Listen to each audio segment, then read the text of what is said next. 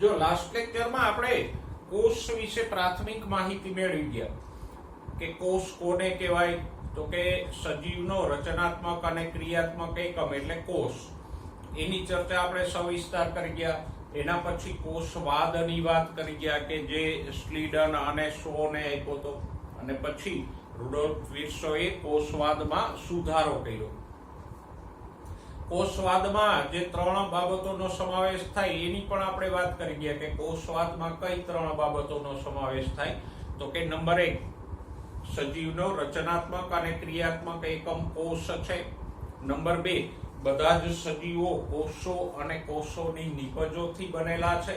અને પછી વિર્સોએ એમાં ત્રીજું તથ્ય ઉમેર્યું કે નવા કોષો કેવી રીતે ઉત્પન્ન થાય, તો કે જૂના કોષના એટલે કે પૂર્વ અસ્તિત્વ ધરાવતા કોષના વિભાજનથી નવા કોષો ઉત્પન્ન થાય. તો કોષવાદની આ 3 બાબતોની આપણે ચર્ચા કરી ગયા. કોષના વિહંગાવલોકનની વાત કરી ગયા, પણ વિહંગાવલોકનમાં આપણે જે કંઈ ભણ્યા કોષના ભાગો એ તો બધા આપણે ચેપ્ટરમાં સવિસ્તાર ભણશું. પણ વિહંગાવલોકનમાંથી તમે 2 બાબતો ખાસ યાદ રાખજો. કઈ? તો કે પટલવિહીન અંગિકાઓ કઈ છે, તો કે એક રિબોઝોમ અને બીજી છે તારાકેન્દ્ર. આ વસ્તુને યાદ રાખજો કે કોષમાં આવેલી પટલવિહીન અંગિકાઓ કઈ છે, તો કે રિબોઝોમ અને તારાકેન્દ્ર 2 પટલવિહીન છે. બાકીની બધી સુકોષ કેન્દ્રી કોષની અંગિકાઓ પટલમય છે. એટલે વિહંગાવલોકનમાં જે કઈ ભાગો ભણ્યા એ તો બધા આપણે વિસ્તારથી ગણશું, એને અલગથી યાદ રાખવાની જરૂર નથી. ખાલી આટલું યાદ રાખજો અને પછી કોષના કદ આકાર વિશે આપણે જે કઈ ભણ્યા એ યાદ રાખજો કે સૌથી નાનો કોષ કયો છે, તો કે માઇકોપ્લાઝમા અને પીપીએલઓ. પછી રક્તકણનો વ્યાસ કેટલો હોય, અમીબોઇડ કોષોના ઉદાહરણો કયા છે, તો કે શ્વેત કણો, એમાં ખાસ કરીને ભક્ષક કોષો અને તટસ્થ કણો, પ્રવર્ધયુક્ત કોષો કયા છે, એ બધા ઉદાહરણો જે આકૃતિ સાથે કોષના આકારના ભણ્યા હતા એને યાદ રાખજો. બરાબર? હવે આપણે ગયા લેક્ચરમાં કોષના 2 પ્રકારો જોઈએ. એક ખાસ લાસ્ટ લેક્ચરમાંથી કોષના 2 પ્રકારો આપણે ભણ્યા. એક ખાસ આદિકોષ કેન્દ્રી કોષો અને સુકોષ કેન્દ્રી કોષો કોને કહેવાય. કારણ કે મેં ત્યારે કીધું હતું કે આ શબ્દો છે એ દરેક ચેપ્ટરમાં લગભગ રિપીટ થશે કે આદિકોષ કેન્દ્રી કોષોમાં આમ થાય ને સુકોષ કેન્દ્રી કોષમાં આવું થાય એમ. પણ પછી અમારે થાય એવું 12મા ધોરણમાં આવીએ ને એટલે એ જ હવા થઈ ગયું હોય કે આદિકોષ કેન્દ્રી કોષ એટલે કેવો એમ. એટલે એ બરાબર યાદ રાખજો કે આદિકોષ કેન્દ્રી કોષો કોને કહેવાય, તો કે જેમાં કોષ કેન્દ્રની ફરતે કોષ કેન્દ્ર પટલ ના હોય અને પટલમય અંગિકાઓ ન હોય એ આદિકોષ કેન્દ્રી કહેવાય. અને જેના કોષ કેન્દ્રની ફરતે કોષ કેન્દ્ર પટલ હોય અને પટલમય અંગિકાઓ આવેલી હોય એને સુકોષ કેન્દ્રી કોષ કહેવાય. તો આજે આપણે પહેલા આદિકોષ કેન્દ્રી કોષની રચના ભણીએ, પછી સુકોષ કેન્દ્રી કોષની રચના ભણશું નેક્સ્ટ ટાઈમ. તો સૌથી પહેલા તો આદિકોષ કેન્દ્રી કોષની પ્રાથમિક માહિતી મેળવી લઈએ કે આદિકોષ કેન્દ્રી કોષો કયા છે. આદિકોષ કેન્દ્રી કોષના ઉદાહરણો કયા છે, તો કે એક તો નીલહરિત લીલ,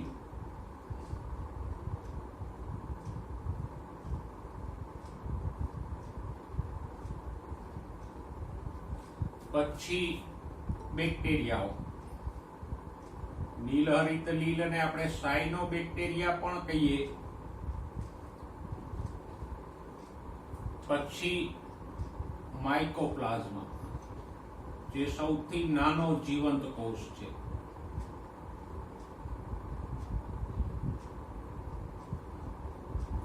અને પીપીએલઓ. પીપીએલઓ એટલે પપલો, એટલે એનું પૂરું નામ શું થાય પપલોનું? પ્લુરો ન્યુમોનિયા લાઇક ઓર્ગેનિઝમ.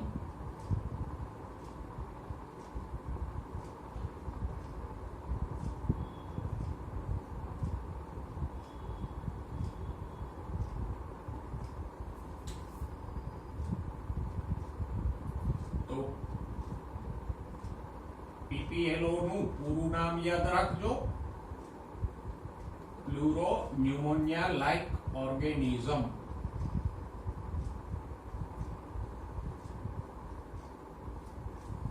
ઓકે, અને પીપી કેમ આવ્યું એમ?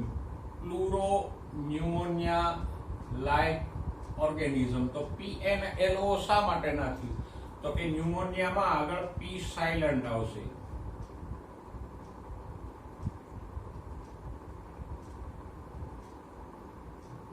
એટલે પન્યુમોનિયા લખાય. તો પ્લુરો ન્યુમોનિયા લાઇક ઓર્ગેનિઝમ પીપીએલઓ.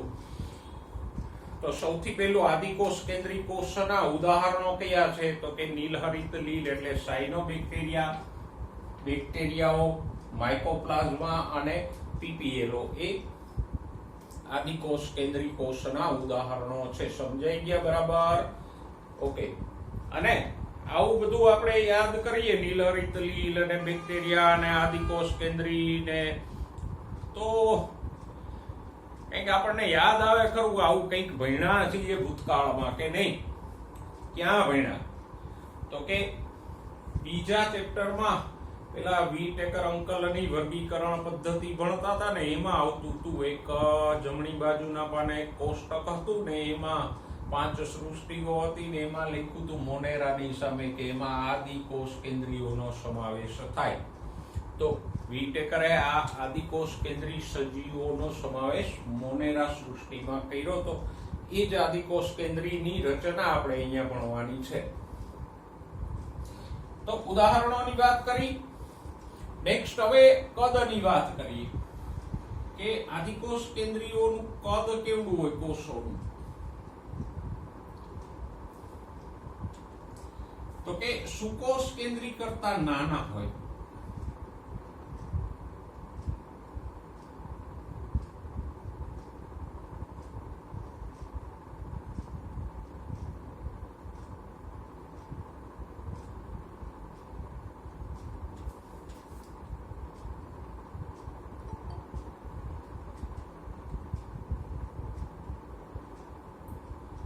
ઘણા નાના હોય. કેવડા નાના એ આપણે ચર્ચા કરીએ, પણ એનું વિભાજન ઝડપી હોય. સુકોષ કેન્દ્રી કરતા આ કોષો ઝડપથી વિભાજન પામે.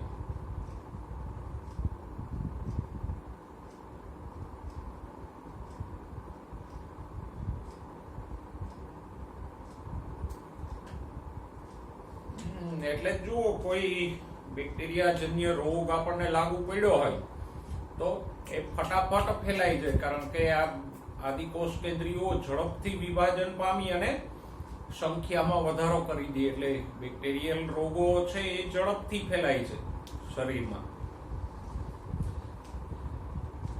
હવે કદની આગળ આપણે ચર્ચા કરીએ તો જુઓ, કદ અમુક આપ્યા છે તમને અહીંયા.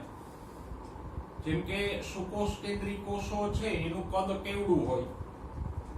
તો કે એવરેજ સુકોષ કેન્દ્રી કોષોનું કદ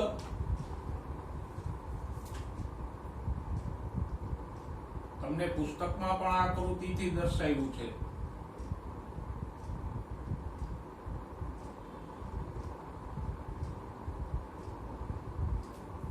તો કે 10 થી 20 માઇક્રોમીટર જેવડો હોય. પછી બેક્ટેરિયા એટલે આદિકોષ કેન્દ્રી કોષોનું કદ કેવડું હોય? તો કે 1 થી 2 માઇક્રોમીટરનું.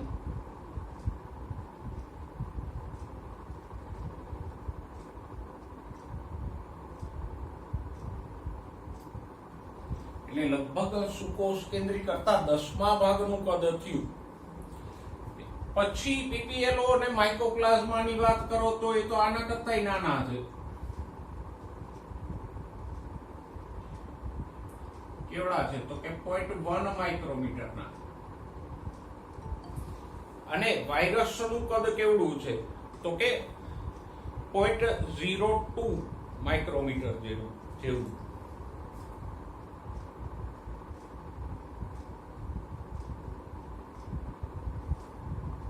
વાયરસ સૌથી સૂક્ષ્મ છે અને એનું કદ કેવડું છે? તો કે વાયરસનું કદ 0.02 થી 0.2 માઇક્રોમીટર જેટલું છે.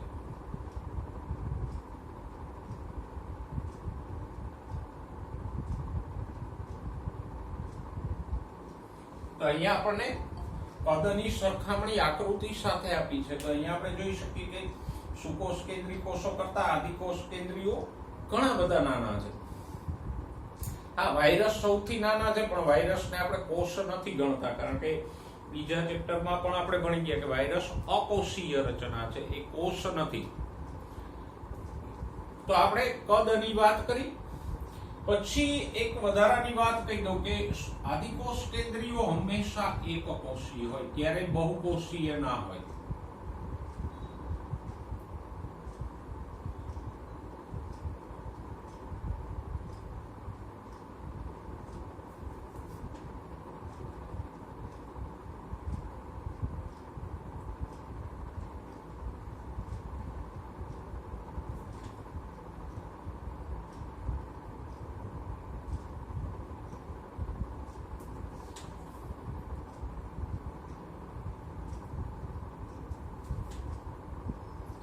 આ ક્યારેક એમાં ઘણા બધા કોષો ભેગા મળીને વસાહત કે તંતુ બનાવે,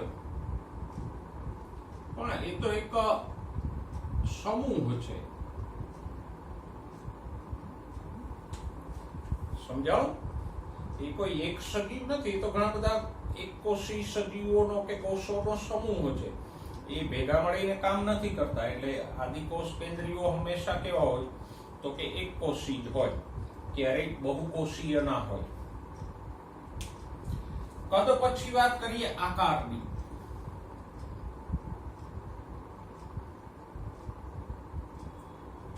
તો આદિકોષ કેન્દ્રીયોમાં જો નીલહરિત લીલના કોષો છે એ તો મોસ્ટલી ગોળ જ હોય, એમાં બહુ વેરિએશન જોવા નથી મળતું. સાયનોબેક્ટેરિયામાં બેક્ટેરિયાના કદમાં વિવિધતા જોવા મળે. એટલે આપણે અહીંયા એની જ ચર્ચા કરશું કે બેક્ટેરિયાના મુખ્ય 4 આકારો હોય.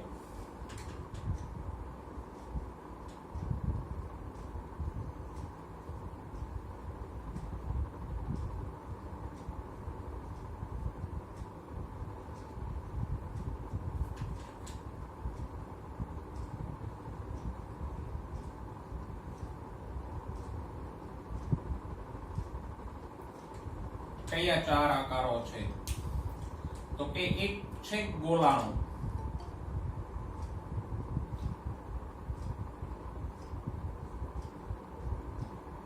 એને અંગ્રેજીમાં કહેવાય કોકસ. ગોલાણુ નામ ઉપરથી જ ખબર પડે કે આવા ગોળ ગોળ હોય.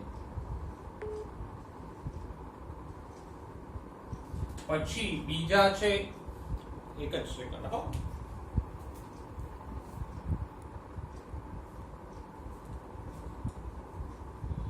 દંડાણુ.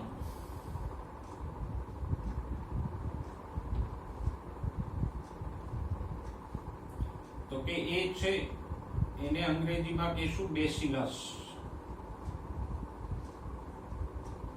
દંડ એટલે લાકડી કેવી હોય તો કે આમ નળાકાર લાંબુ, કંઈક આવા.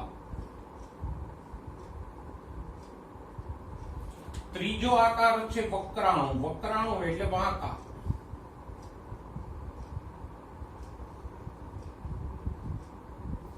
એને અંગ્રેજીમાં કહેવાય વિબ્રિયો. એ કોમા એટલે કે અલ્પ વિરામ આકારના હોય.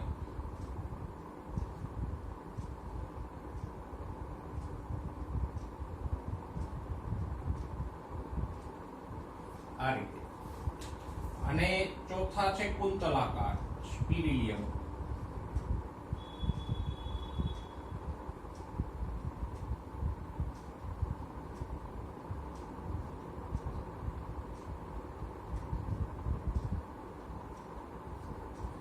એ આમ સ્પ્રિંગ જેવા હોય.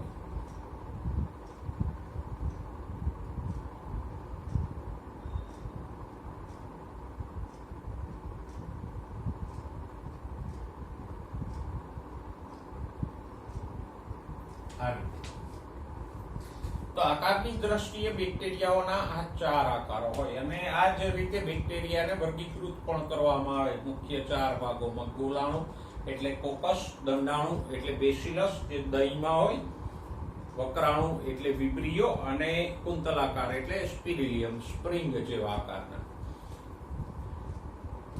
હવે રચનાની થોડીક પ્રાથમિક ચર્ચા કરીએ તો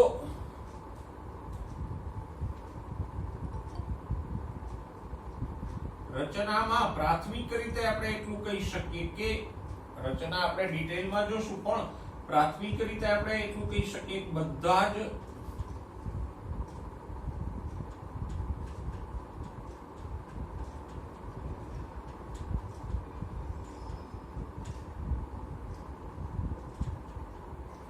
આદિકોષ કેન્દ્રીયોમાં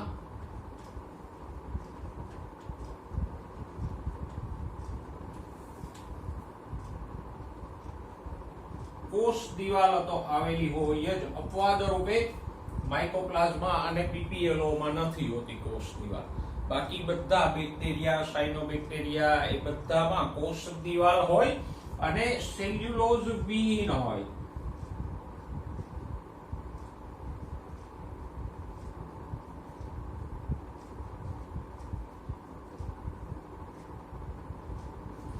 કોષ દિવાલ હોય છે ખરી, પણ સેલ્યુલોઝની નથી હોતી. એ એમિનો એસિડ અને બીજા દ્રવ્યોથી બનેલી હોય.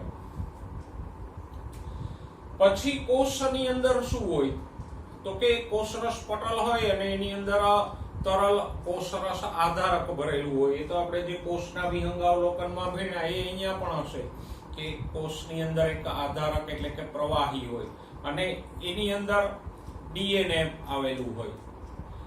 પણ ડીએનએ અહીંયા કોષ કેન્દ્ર પટલથી ઘેરાયેલું નથી, એટલે જ આપણે એને આદિકોષ કેન્દ્રી એવું નામ આપ્યું. તો આ એની પ્રાથમિક રચના થઈ કે આદિકોષ કેન્દ્રીયોમાં શું હોય તો કે કોષ દિવાલ હોય સેલ્યુલોઝ સિવાયના પદાર્થોથી બનેલી. પછી તો કે એની અંદર કોષ દિવાલની અંદર કોષરસ પટલ હોય અને કોષરસ પટલની અંદર તરલ એટલે કોષરસ આધારક હોય અને કોષરસ આધારકમાં ડીએનએ પથરાયેલું હોય. પણ અહીંયા ડીએનએ ની ફરતે કોષ કેન્દ્ર પટલ હોતું નથી, એટલે જ આપણે એને આદિકોષ કેન્દ્રી કહીએ. તો આટલા જે મુદ્દાઓની આપણે વાત કરી પ્રાથમિક ઉદાહરણો, પછી કદ, પછી એક વધારાની બાબત કે આદિકોષ કેન્દ્રી હંમેશા એક કોષી હોય, આકારો તો કે બેક્ટેરિયા ગોલાણુ, દંડાણુ, વક્રાણુ અને કુંતલાકાર એમ 4 આકારના હોય. તો આટલી બાબતોને તમારી નોટમાં નોંધી લ્યો વ્યવસ્થિત રીતે.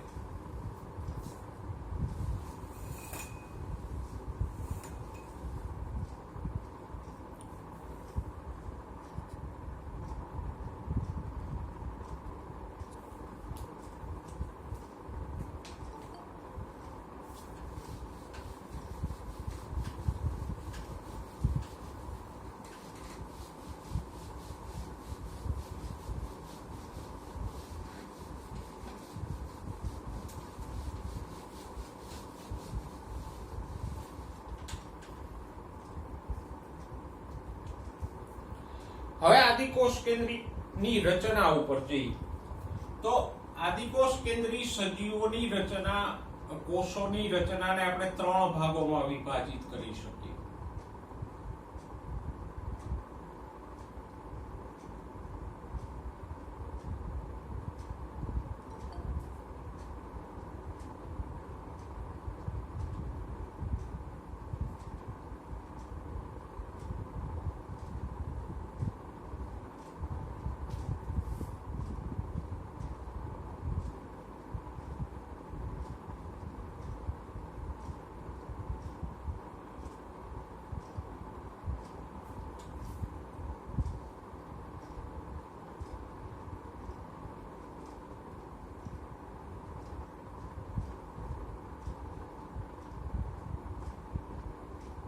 કયા 3 ભાગોમાં વિભાજિત કરીએ તો કે પહેલો ભાગ છે કોષીય આવરણ.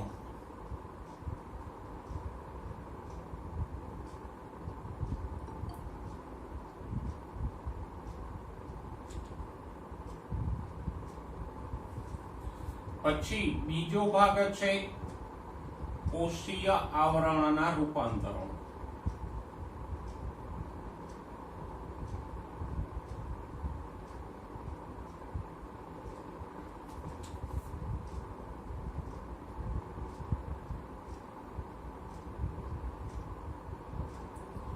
અને ત્રીજો ભાગ છે કોષરસની અંદર સમાવિષ્ટ રચનાઓ, એટલે કે કોષરસમાં આવેલી રચનાઓ, જેમ કે ડીએનએ વગેરે.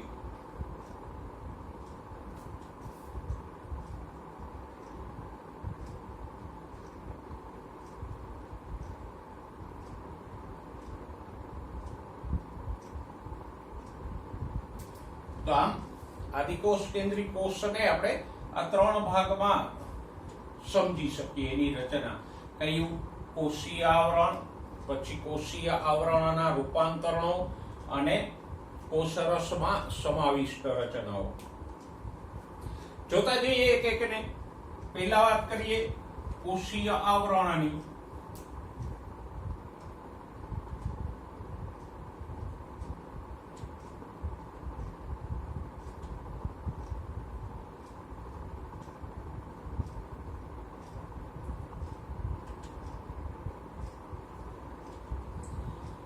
તો સ્વાભાવિક છે, નામ પ્રમાણે જ કોષીય આવરણ એટલે કોષની ફરતે આવેલું આવરણ.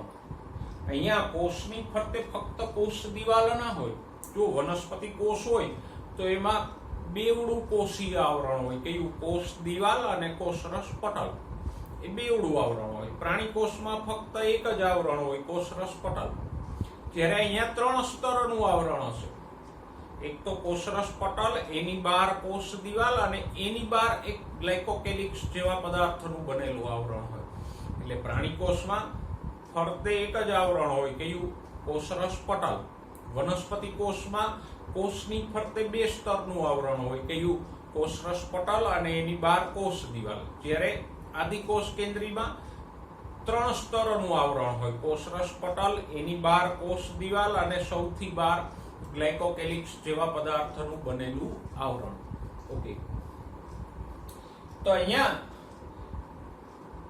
3 સ્તરો આવેલા છે કોષીય આવરણમાં અને જટિલ કોષીય આવરણ છે.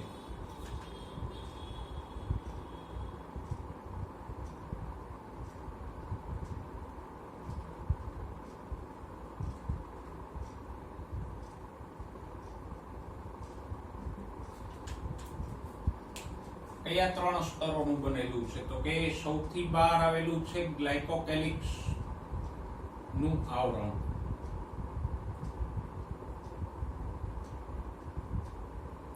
જો ગ્લાયકોકેલિક્સ એક પદાર્થ છે.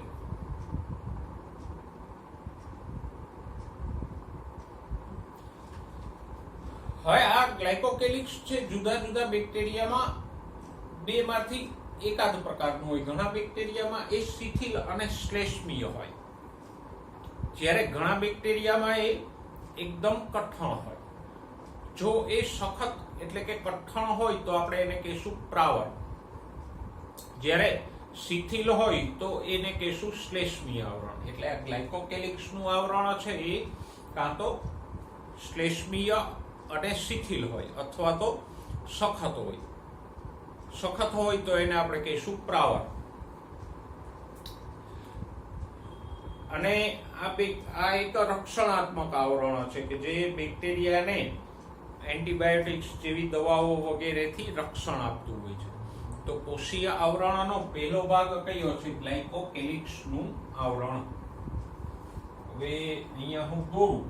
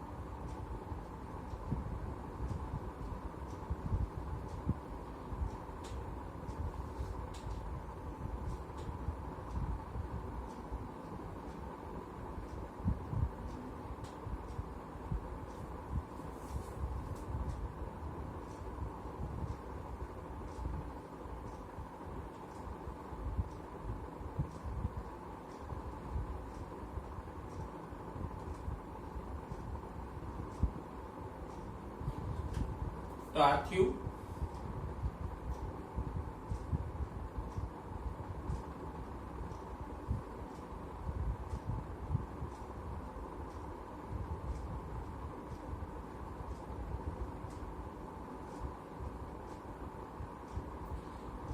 ગ્લાયકોકેલિક્સ નું આવરણ કે જે સખત હોય તો એને આપણે પ્રાવર કે કેપ્સ્યુલ કહીએ. એની અંદર તરફ આવેલી હોય કોષ દિવાલ.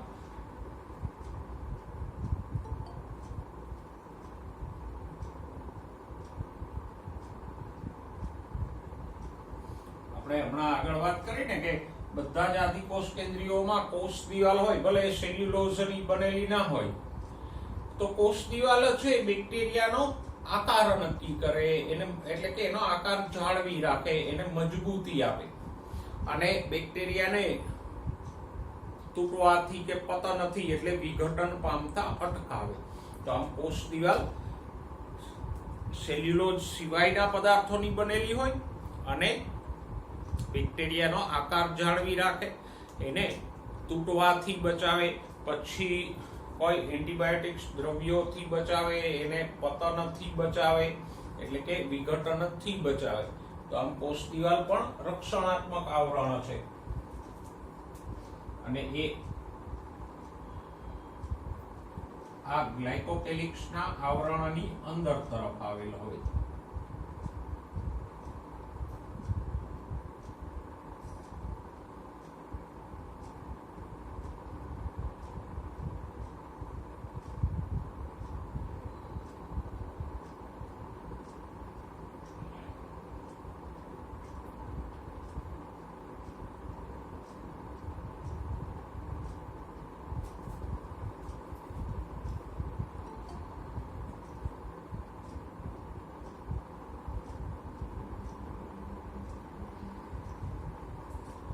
પણ ધ્યાનમાં રાખજો, અહીંયા કોષ દિવાલ લાક્ષણિક વનસ્પતિ કોષ જેવી સેલ્યુલોઝની બનેલી નથી.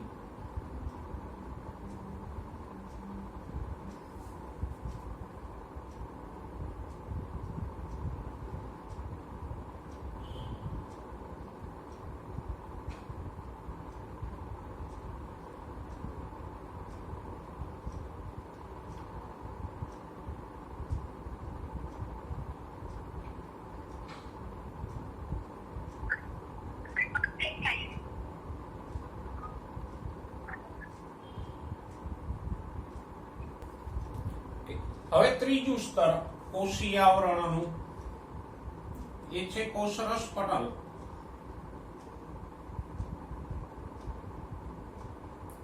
અથવા જેને આપણે કોષરસ સ્તર પણ કહીએ. તો એ અર્ધપ્રવેશશીલ છે. જો આ કોષરસ સ્તર છે એ તો જે સુકોષ કેન્દ્રી કોષમાં હોય એવું જ છે, રચનાની દ્રષ્ટિએ એવું જ છે અને એના મોટાભાગના ગુણધર્મો પણ સુકોષ કેન્દ્રી કોષમાં હોય એવા જ છે. એટલે આને અલગથી તમારે વધારે યાદ રાખવાની જરૂર નથી. કોષરસ સ્તર સુકોષ કેન્દ્રી કોષનું આપણે આજે ચેપ્ટરમાં આગળ ભણશું તો બંધારણ અને કાર્યો એને મળતા જ છે. અને પણ વિશેષતાઓની આપણે અત્યારે વાત કરી લઈએ તો એ અર્ધપ્રવેશશીલ પ્રકૃતિનું છે. 11મા ચેપ્ટરમાં આપણે ભણ્યા કે અર્ધપ્રવેશશીલ કોને કહેવાય અને એ પર્યાવરણ સાથે સંપર્કમાં રહે એટલે કે પર્યાવરણ સાથે પદાર્થોની આપલેમાં એ ઉપયોગી થાય કે કયા પદાર્થો બેક્ટેરિયામાં પ્રવેશશે, કયા પદાર્થો અંદર નહીં પ્રવેશે, એ કોણ નક્કી કરે? તો કે કોષરસ સ્તર નક્કી કરે. અને સવિસ્તાર આપણે સુકોષ કેન્દ્રી કોષમાં કોષરસ સ્તરનો અભ્યાસ કરશું.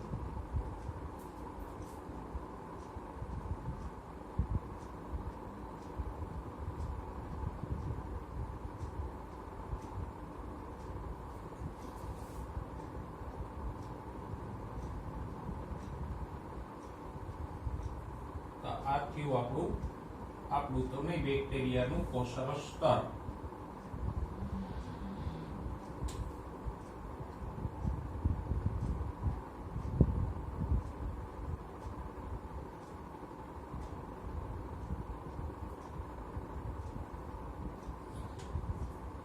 અને આ ત્રણેય સ્તરો ભેગા મળે એને આપણે શું કહીએ? કોષીય આવરણ.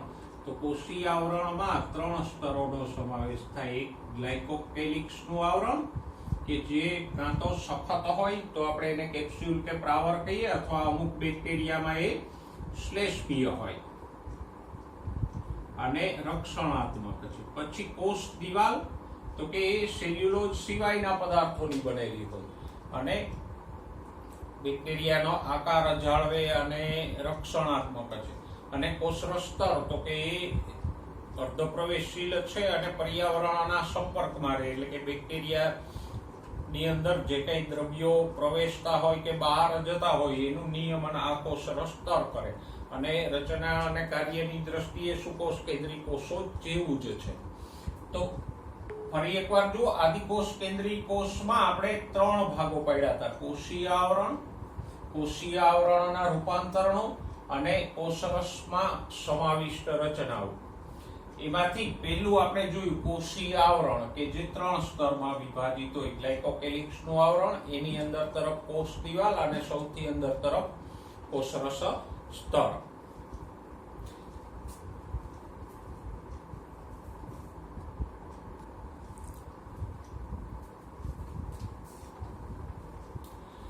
તો એ બીજો ભાગ આપણે જોઈએ, કોષીય આવરણના રૂપાંતરણો.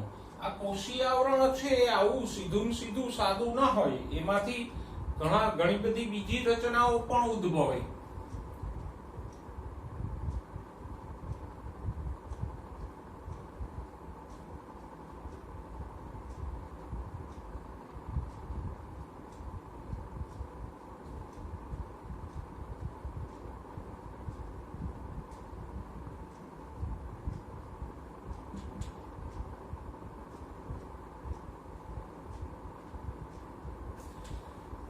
કઈ રચનાઓ ઉદ્ભવે. અને હા, એક વાત યાદ રાખજો કે આ કોષીય આવરણના રૂપાંતરણો છે ને, એમાં ઘણા બધા રૂપાંતરણો કોષના બીજા કાર્યો પણ કરે છે, કારણ કે અહીંયા અંગિકાઓ નથી. એટલે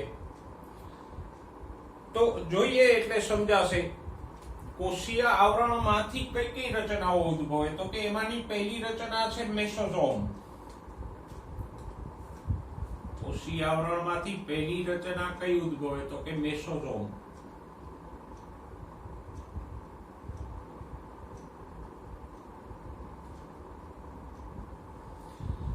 હવે મેસોઝોમ્સ છે ને એ આ કોષરસ સ્તરમાંથી ઉદ્ભવે, અને કોષરસ સ્તર આમ પટલમય બની જાય, ગળીમય બની જાય, તો એને આપણે મેસોઝોમ કહીએ.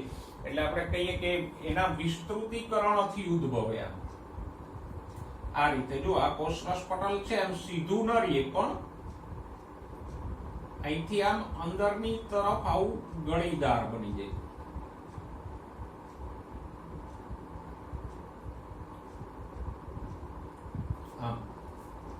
તો આ જે ગળીઓ બને એને શું કહેવાય? મેસોઝોમ. તો મેસોઝોમ એટલે શું?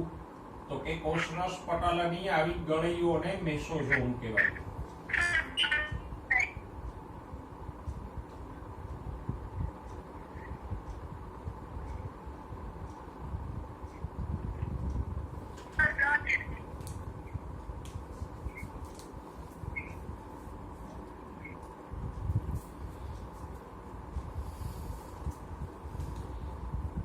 તો આ જે કોષરસ પટલમાંથી આવી ગળીઓ બને એને કહેશું મેસોઝોમ. અને મેસોઝોમ કોષમાં ઘણા બધા કાર્યો કરે. જો મેસોઝોમ છે એ આમ પુટ્ટિકા, નલિકા કે પટલિકા સ્વરૂપે. નલિકા એટલે તો કે એક બાજુમાં અહીંયા થોડુંક વિસ્તૃત દોરું મેસોઝોમ.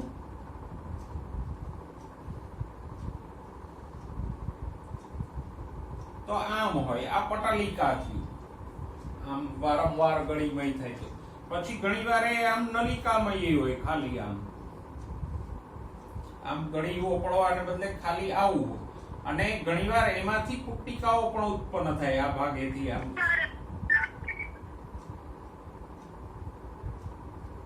આ રીતે આવી પુટ્ટિકાઓ પણ ઉત્પન્ન થાય. તો આમ મેસોઝોમ છે એ પુટ્ટિકાઓ, નલિકાઓ કે પટલિકાઓ સ્વરૂપે હોઈ શકે.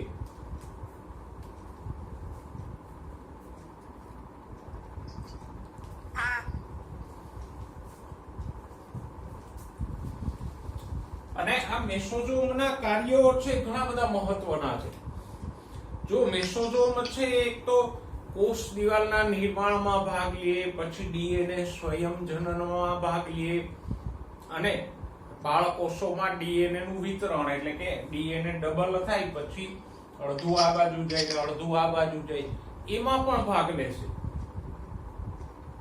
એના ઉપરાંત એ શ્વસનમાં, સ્ત્રાવી પ્રક્રિયાઓમાં, પછી કોષરસ પટલના વિસ્તરણમાં, એટલે કે આ મેસોઝોમ ફેલાય તો કોષરસ પટલ પણ વિસ્તરે, અને બેક્ટેરિયાનું જ્યારે વિભાજન થાય ત્યારે આ મેસોઝોમ આમ લંબાઈને એકમાંથી બે બેક્ટેરિયા કરી નાખે. પછી ઉત્સેચકોનો સ્ત્રાવ કરવામાં એમ ઘણી રીતે મદદરૂપ થાય. એટલે જુઓ, અહીંયા કોઈ અંગિકાઓ નથી, તો એ અંગિકાઓના ઘણા બધા કાર્યો કોણ કરશે? આ મેસોઝોમ કરશે.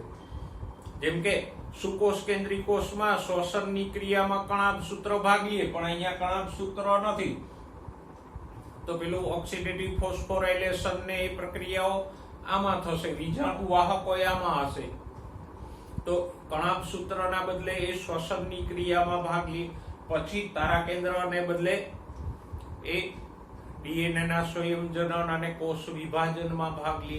પછી ગોલ્ગીકાઈ જે સુકોષ કેન્દ્રી કોષમાં ઘણી બધી ઉત્સેચકો વાળી પુટ્ટિકાઓ બનાવે, તો અહીંયા એ પુટ્ટિકાઓ કોણ બનાવશે? મેસોઝોમ.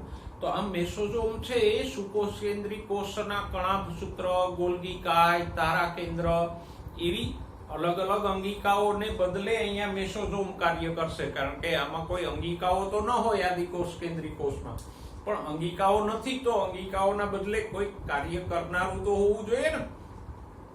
તો આ ધ્યાનમાં રાખજો, આ મેસોઝોમ જે કાર્યો કરે છે, જેમ કે કોષ દિવાલનું નિર્માણ, પછી ડીએનએ સંયોજન અને એનું વિતરણ, શ્વસન, ઉત્સેચકો અને બીજા પદાર્થોનો સ્ત્રાવ, એ બધા કાર્યો સુકોષ કેન્દ્રી કોષમાં કણાભસૂત્ર, ગોલ્ગીકાય એવી અંગિકાઓ દ્વારા થાય છે, જે અહીંયા મેસોઝોમ કરે. પછી બીજી રચના છે ક્રોમેટોફોર્સ.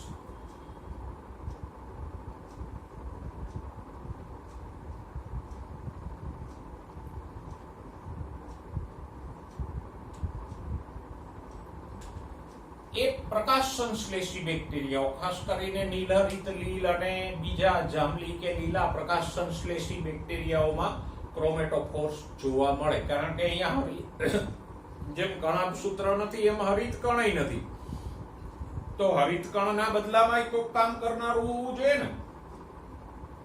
તો એ કેવું હોય? તો કે આમ આ પટલ આમ લંબાઈ, અને એની અંદર હરિત દ્રવ્ય ભરેલું હોય. તો આવી જે દંડ જેવી રચના છે એને આપણે કહીશું ક્રોમેટોફોર્સ. તો એ હરિત કણને બદલે કામ કરે છે. પણ ધ્યાનમાં રાખજો, ક્રોમેટોફોર ફક્ત પ્રકાશ સંશ્લેષી કોષોમાં જ હોય.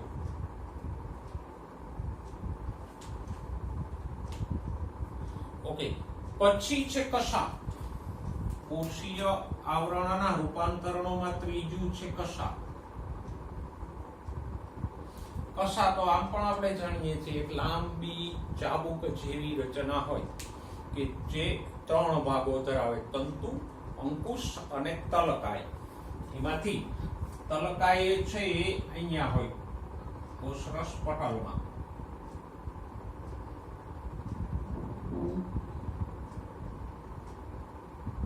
આ થયો તલકાય.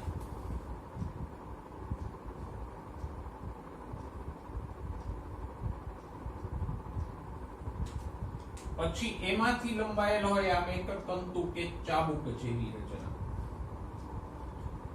કશાની રચના પણ આ ચેપ્ટરમાં આપણે વિગતવાર ભણશું.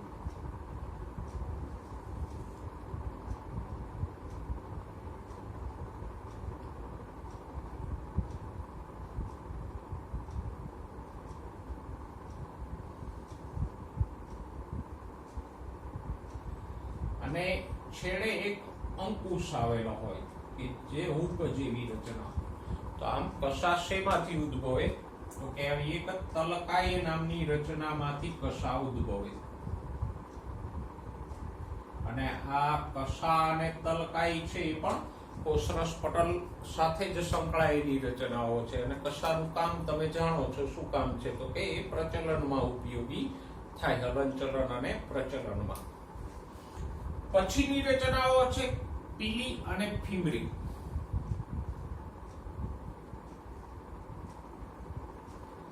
પીલી અથવા ફીમરી.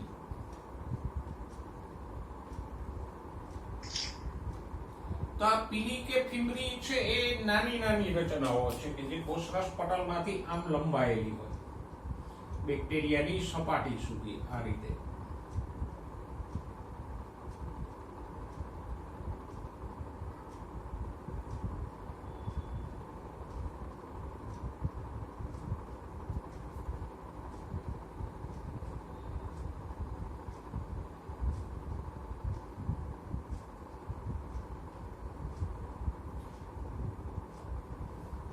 આવી એકદમ ટૂંકી અને તંતુમય રચનાઓ હોય એને કહેશું પીલી અથવા તો ફીમરી.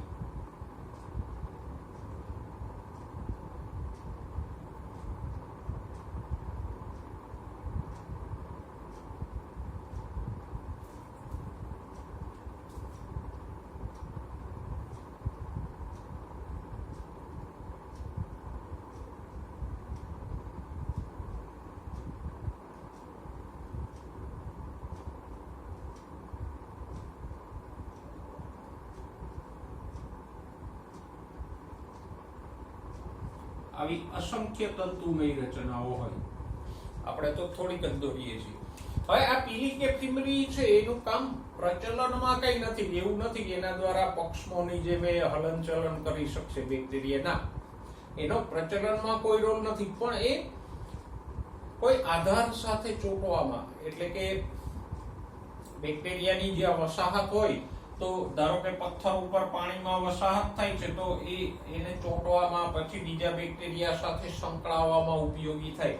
એટલે આ પીલી દ્વારા ઘણા બધા બેક્ટેરિયાઓ એક સમૂહમાં રહી અને વસાહત બનાવે. સાથે સાથે એ વસાહત પથ્થર કે બીજા કોઈ આધાર સાથે ચોંટી પણ શકે.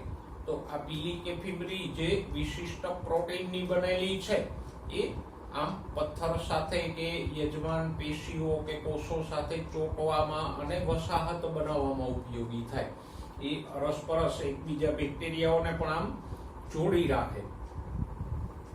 તો આટલા કોષીય આવરણના રૂપાંતરણો છે. એમાં કયા કયા છે તો કે મેસોઝોમ એ આવી ગળીમય કે નલિકામય રચના છે જે શ્વસનમાં, ડીએનએ સંયમજનનમાં, સ્ત્રાવમાં એવા કાર્યો કરે. એટલે આપણે કહી શકીએ કે કણાભસૂત્ર, ગોલ્ગી કાય, અંતઃકોષરસ જાળ વગેરેને બદલે મેસોઝોમ કાર્ય કરે. પછી ક્રોમેટોફોર્સ, તો કે એ પ્રકાશ સંશ્લેષી રંજક દ્રવ્યો ધરાવે, એટલે ફક્ત સાયનોબેક્ટેરિયા કે નીલહરિત લીલમાં જ હોય અને એ સુકોષ કેન્દ્રી કોષના હરિત કણને બદલે પ્રકાશ સંશ્લેષણનું કામ કરે. કશા, તો એ તંતુમય રચના છે અને પ્રચલનમાં ઉપયોગી થાય. અને પીલી કે ફીમરી નાની નાની પ્રોટીનની બનેલી રચનાઓ છે કે જે બેક્ટેરિયાને આધાર સાથે કે યજમાન સાથે ચોંટવામાં અને અરસપરસ બેક્ટેરિયાઓને ચોંટવામાં ઉપયોગી થાય અને આ રીતે વસાહત બનાવવામાં ઉપયોગી થશે. તો આપણે આદિકોષ કેન્દ્રી કોષની રચનાનો બીજો ભાગ જોયો, કોષીય આવરણના રૂપાંતરણો. અને આને આપણે એવું એટલા માટે કીધું કે આ બધી રચનાઓ જો મેસોઝોમ હોય, પીલી હોય, ક્રોમેટોફોર હોય, એ બધી આ કોષીય આવરણમાંથી જ ઉદ્ભવે છે. એટલે આપણે એને શું કીધું, કોષીય આવરણના રૂપાંતરણો. તો આને પણ તમારી નોટબુકમાં નોંધી લેજો. હવે આદિકોષ કેન્દ્રી કોષનો ત્રીજો ભાગ જોઈએ, કોષરસમાં સમાવિષ્ટ રચનાઓ. એટલે કોષરસમાં આવેલી રચનાઓ. કારણ કે આપણે ભણ્યા ને કે કોઈ પણ કોષ હોય, કોષરસ સ્તરની અંદર શું હોય, અહીંયા કોષરસ હોય અને કોષરસમાં પણ ડીએનએ વગેરે બીજી રચનાઓ તો આવેલી હોય ને. અહીંયા કઈ ખાલી તો ન હોય, હવા ભરેલી થોડી હોય. તો અહીંયા કોષરસ ભરેલો હોય અને કોષરસની અંદર પણ અલગ અલગ રચનાઓ હોય. તો કોષરસમાં કઈ કઈ રચનાઓ હોય તો કે કોષરસમાં સમાવિષ્ટ એટલે કોષરસની અંદર આવેલી રચનાઓમાં પેલી છે રિબોઝોમ્સ. રિબોઝોમ્સ ની વાત આપણે આગળના લેક્ચરમાં કરી ગયા કે રિબોઝોમ્સ પટલમય અંગિકા છે અને આદિકોષ કેન્દ્રીય અને સુકોષ કેન્દ્રીય બંને કોષોની અંદર આવેલ હોય. સોરી, પટલમય નહીં, પટલ વિહીન અંગિકા છે જે બંને પ્રકારના કોષોમાં આવેલી હોય. તો આ જે પ્રવાહી અહીંયા ભરેલું છે કોષરસ સ્તરથી અંદરના ભાગે એને કહેશું કોષરસ આધારક.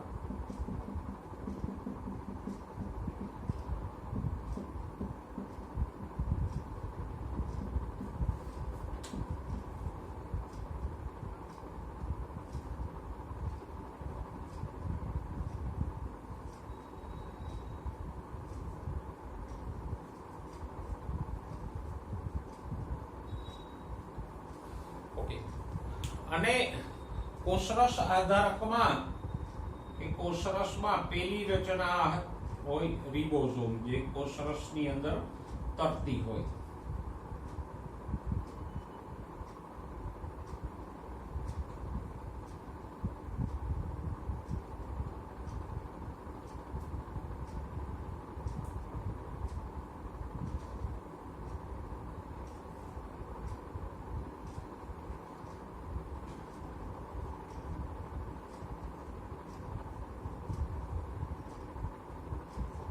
પણ અહીંયા રિબોઝોમ્સ કેવડા હોય તો કે 70 શ્વેડબર્ગના હોય.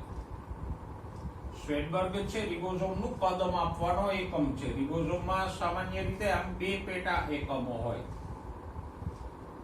એક નાનો અને એક સેજ મોટો. તો અહીંયા નાનો એકમ કેવડો હશે તો કે 30 શ્વેડબર્ગનો, અને મોટો એકમ કેવડો હોય છે તો કે 50 શ્વેડબર્ગનો.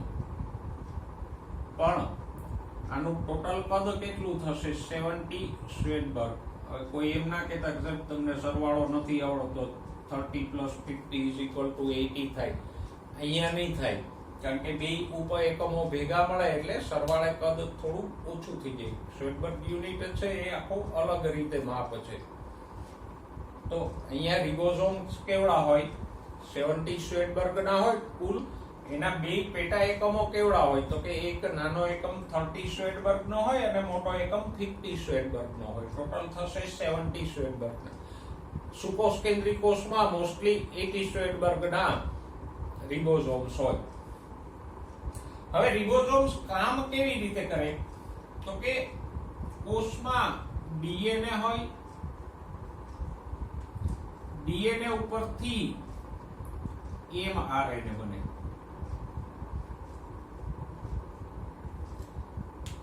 ઉદાહરણ તરીકે આ એમઆરએનએ છે અને પછી આ એમઆરએનએ કોષ રસમાં આવે એટલે એની સાથે રિબોઝોમ્સ જોડાયા.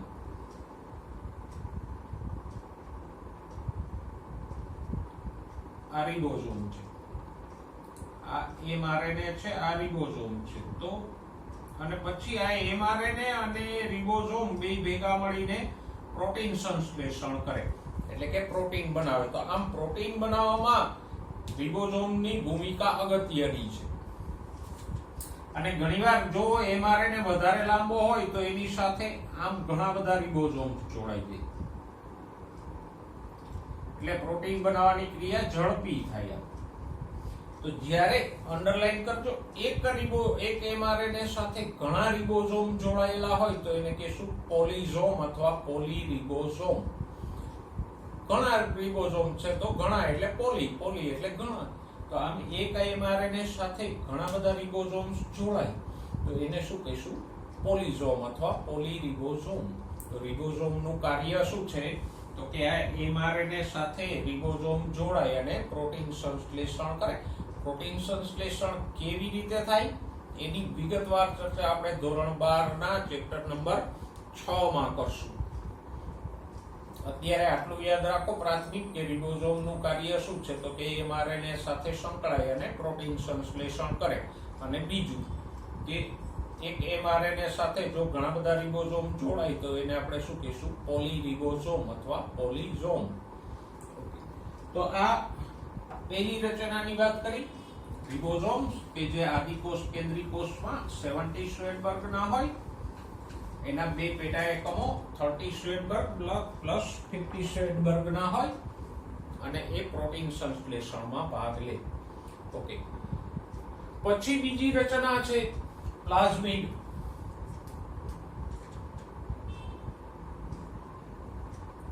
કોષરસમાં આવેલી બીજી રચના છે પ્લાઝમિડ.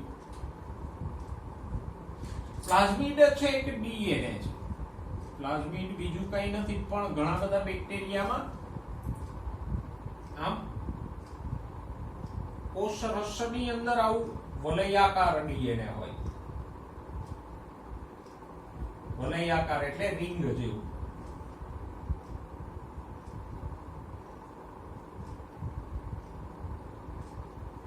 તો કોષરસમાં આવેલા આ વલયાકાર એટલે રિંગ જેવા ડીએનએ ને કહેવાય પ્લાઝમિડ. હવે આમ નોર્મલી તો પ્લાઝમિડ શું કરે તો કે પ્લાઝમિડ બેક્ટેરિયાને એન્ટીબાયોટિક્સ થી રક્ષણ આપે. આપણે જાણીએ છીએ એન્ટીબાયોટિક્સ શું છે તો કે એન્ટીબાયોટિક્સ એક પ્રકારની દવાઓ છે કે જે બેક્ટેરિયાને મારી નાખે. આપણને કોઈ બેક્ટેરિયલ કે ચેપ લાગ્યો હોય તો ડોક્ટર એન્ટીબાયોટિક દવાઓ આપે. તો આ એન્ટીબાયોટિક્સ છે બેક્ટેરિયાને મારી નાખે. પણ આ પ્લાઝમિડ છે ઘણીવાર બેક્ટેરિયાને આવી એન્ટીબાયોટિક દવાઓથી રક્ષણ આપે. અને એના કરતા આપણા માટે આ પ્લાઝમિડ છે 12મા ધોરણના 11મા ચેપ્ટરમાં અત્યંત મહત્વનું થઈ જશે. કારણ કે આ પ્લાઝમિડ સાથે બીજા કોઈ સજીવનું ડીએનએ જોડી અને આપણે રૂપાંતરિત સજીવો બનાવી શકીએ. જેમ કે બીટી કપાસ છે તો એ જીનેટિકલી મોડિફાઈડ એટલે કે જનીન પરિવર્તિત સજીવ છે. તો એમાં એક સજીવનું જનીન બીજા સજીવમાં ટ્રાન્સફર કરવામાં આવે પણ એ જનીન સીધું બીજા સજીવમાં ન નાખી શકાય. એને આ પ્લાઝમિડ સાથે જોડી અને નાખવામાં આવે. તો આ રીતે પ્લાઝમિડ સાથે કોઈ સજીવનું જનીન જોડી અને પેલા પુનઃ સંયોજિત ડીએનએ બનાવે, પછી પુનઃ સંયોજિત ડીએનએ ને બીજા સજીવમાં દાખલ કરીને આપણે બીટી કપાસ જેવા સજીવો કે પાકો તૈયાર કરી શકીએ. એની સવિસ્તાર ચર્ચા આપણે કરશું. તો આમ પ્લાઝમિડ છે આ બાયોટેકનોલોજીમાં પુનઃ સંયોજિત ડીએનએ બનાવવામાં અગત્યનો ભાગ ભજવશે. પછી કોષરસની અંદર સમાવિષ્ટ ત્રીજી રચના તો બટ ઓબ્વિયસ છે ડીએનએ. કારણ કે કોષ છે તો કોષમાં ડીએનએ તો હોવાનું. પણ અહીંયા આપણે જાણીએ છીએ હવે કે ડીએનએ ની ફરતે કોષ કેન્દ્ર પટલ નહીં હોય. તો આમ ડીએનએ કોષના એક વિસ્તારમાં પથરાયેલું હશે. તો આ થયું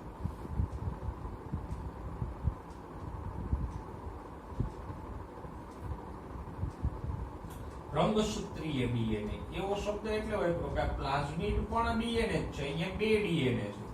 એક આ મુખ્ય ડીએનએ જેને રંગસૂત્રીય ડીએનએ કહીએ અને બીજું આ વલયાકાર ડીએનએ જેને આપણે પ્લાઝમિડ કીધું. અને ચોથું છે સૂક્ષ્મ કાય રચનાઓ.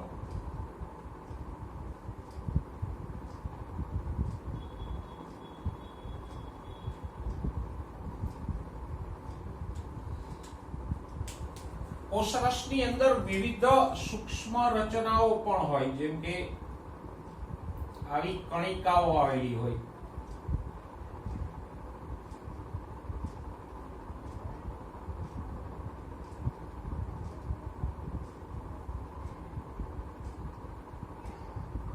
અલગ અલગ પદાર્થોની કણિકાઓ હોય.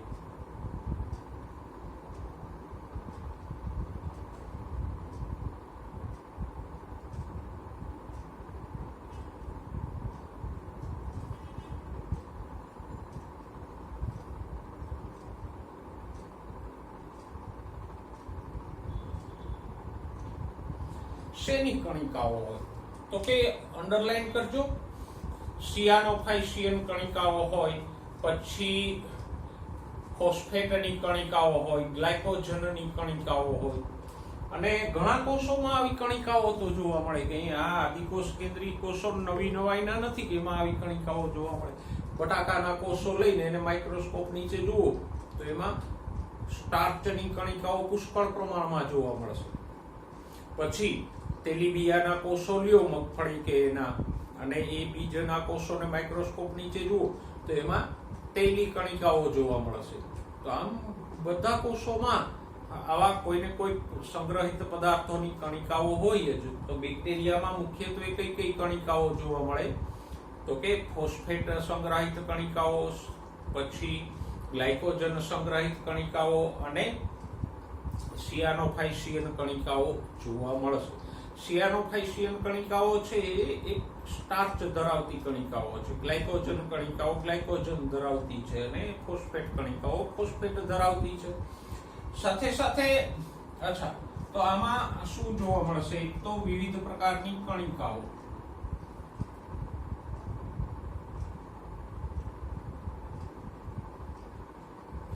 અને બીજું ઘણીવાર જોવા મળશે ધાનીઓ.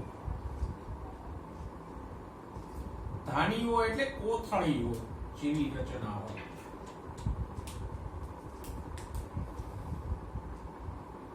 આમ, અને આવી વાયુમય ધાનીઓ મુખ્યત્વે શેમાં જોવા મળે? હવા ભરેલી કોથળીઓ જેવી રચનાઓ. તો કે જે પ્રકાશ સંશ્લેષણ કરતા કોષો હોય એમાં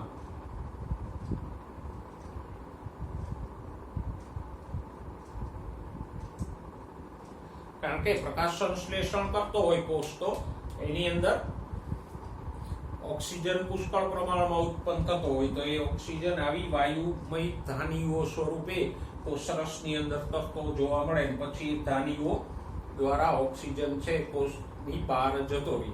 તો આમ કોષરસની અંદર મુખ્યત્વે કઈ કઈ રચનાઓ છે? રિબોઝોમ, પછી પ્લાઝમિડ, ડીએનએ અને સૂક્ષ્મ રચનાઓ. સૂક્ષ્મ રચનાઓમાં અમુક કણિકાઓ છે, ફોસ્ફેટ, સિયાનોફાઇસિયન, સ્ટાર્ચ કે ગ્લાયકોજન સંગ્રહિત કણિકાઓ, અને પ્રકાશ સંશ્લેષી બેક્ટેરિયા હોય તો એમાં આવી વાયુમય ધાનીઓ પણ હોય.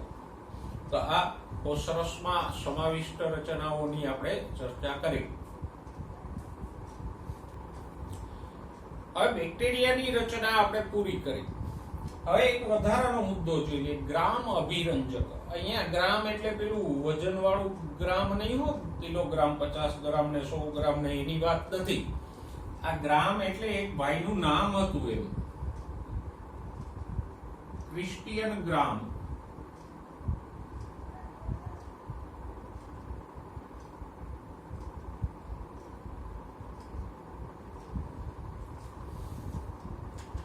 તો ક્રિસ્ટિયન ગ્રામ છે એ ઇટાલીનો અંતસ્થ રચના શાસ્ત્રી હતો, અને એણે એક આયોડિન યુક્ત અભિરંજક બનાવ્યું.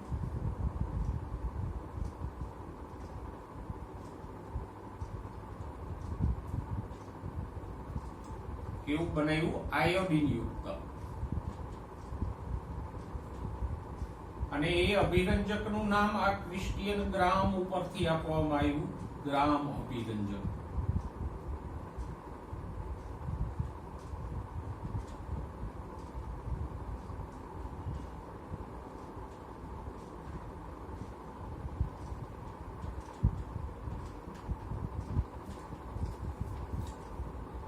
તો અને આ ગ્રામ અભિરંજક છે બેક્ટેરિયાને ઓળખવામાં ઉપયોગી થાય. જેમ કે ઘણા બધા બેક્ટેરિયા ગ્રામ અભિરંજકથી જાંબલી રંગ આપે, કે બેક્ટેરિયા ઉપર આ ગ્રામ અભિરંજક નાખો તો જાંબલી રંગ આવે.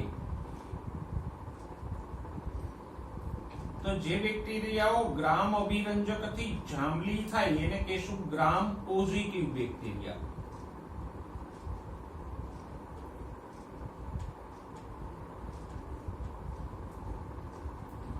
અને અમુક બેક્ટેરિયાઓ છે આ ગ્રામ અભિરંજકથી જાંબલી બનતા નથી. તો જે બેક્ટેરિયાઓ ગ્રામ અભિરંજકથી જાંબલી રંગ આપતા નથી એને કહેશું ગ્રામ નેગેટિવ બેક્ટેરિયાઓ. તો બેક્ટેરિયાની ઓળખ માટે આ ગ્રામ અભિરંજક છે એ ઉપયોગી થાય, અને ગ્રામ પોઝિટિવ, ગ્રામ નેગેટિવ, એ જ રીતે બેક્ટેરિયાઓ માટે આપણે પ્રકારો પાડી શકીએ કે શબ્દો વાપરી શકીએ. તો આ એક ગ્રામ બેક્ટેરિયા છે, સોરી ગ્રામ અભિરંજક છે, બેક્ટેરિયાઓની ઓળખમાં મહત્વનું છે. તો આજે આપણે આદિકોષ કેન્દ્રીય કોષની રચના ભણ્યા. ફરી એકવાર કહી દઉં કે એને પેલા આમ 3 ભાગોમાં યાદ રાખજો અને દરેક ભાગની પેલા તો મુખ્ય રચનાઓ યાદ રાખજો કે કોષીય આવરણો એટલે શું, એમાં કઈ 3 રચના આવે. તો કે ગ્લાયકોકેલિક્સનું આવરણ, એની અંદર કોષ દિવાલ અને સૌથી અંદર કોષરસ સ્તર, એ 3 રચનાઓ આવે.